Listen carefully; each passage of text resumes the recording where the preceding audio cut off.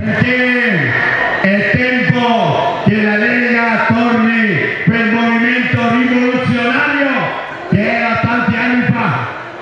Basta pastette, io voglio onestà, trasparenza, voglio che ci sia cristallina l'operazione dei nostri governanti e oggi la nuova Lega conquisterà finalmente il suo posto al sole.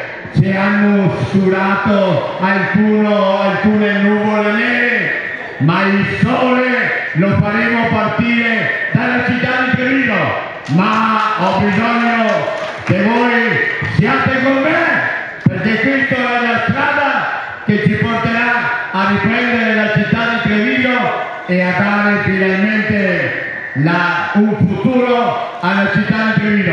Noi siamo qua presenti, ma mi aspetto da voi, perché ognuno di voi deve sentire dentro la carica vitale, la carica vincente. Non voglio perdenti, sia chiaro, perché Treviso deve essere vincente, essere nuovamente il faro come è stato nel 1994. Un saluto a tutti!